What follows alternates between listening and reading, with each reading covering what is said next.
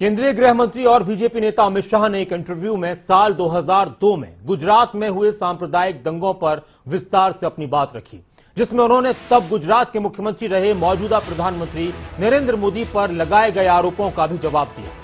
अमित शाह का यह इंटरव्यू गुजरात दंगों को लेकर सुप्रीम कोर्ट के एक अहम फैसले के एक दिन बाद सामने आया। सुप्रीम कोर्ट ने शुक्रवार को गुजरात दंगों में मारे गए कांग्रेस के पूर्व सांसद एहसान जाफरी की विधवा जकिया जाफरी की याचिका को खारिज कर दिया था।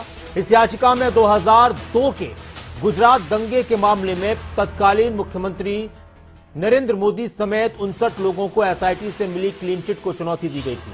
अमित शाह ने कहा कि 19 साल के बाद सुप्रीम कोर्ट ने जो जजमेंट दिया है उससे पीएम मोदी पर लगे सारे आरोपों को खारिज कर दिया गया है।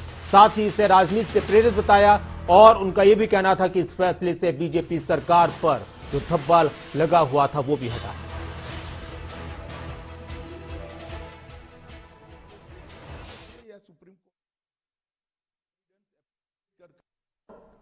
तीसरा, इससे भारतीय जनता पार्टी की सरकार पर जो धब्बा लगा था वो भी धुला है और मोदी जी जैसे वैश्विक नेता पर जो गलत आरोप लगाए थे, मैं मानता हूं कि लोकतंत्र के अंदर मोदी जी ने संविधान का सम्मान कैसे हो सकता है, इसका एक आदर्श उदाहरण सभी राजनीति में काम करने वालों लोगों के सामने करा।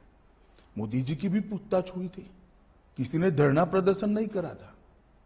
देश भर से कार्यकर्ता आकर मोदी जी के समर्थन में सॉलिडारिटी के लिए खड़े नहीं हुए थे। हम कानून को कोऑपरेट किए थे। मेरी भी अरेस्ट हुई थी, कोई धरना प्रदर्शन नहीं करे थे। और जब सत्य इतनी लंबी लड़ाई के बाद बाहर आता है विजयी होकर, तो सोने से भी ज्यादा उसकी चमक होती है। आरोप क्या था?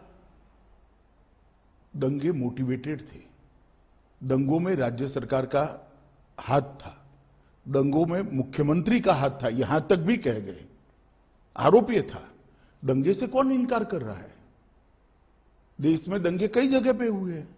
भारतीय जनता पार्टी की विरोधी राजनीतिक पार्टियां, कुछ आइडियोलॉजी के लिए राजनीति में आए हुए पत्रकार और कुछ एनजीओ ने मिलकर, एक त्रिकूट ने मिलकर ये आरोपों को इतना प्रचारित किया और इसका इकोसिस्टम भी इतना मजबूत था कि धीरे धीरे झूठ को ही सब सत्य मानने लगे। पर उस वक्त तो आपकी सरकार दिल्ली में भी थी और आपकी सरकार गुजरात में भी थी, तो फिर मीडिया को या फिर उन लोगों का नेटवर्क इतना स्ट्रांग कैसे था?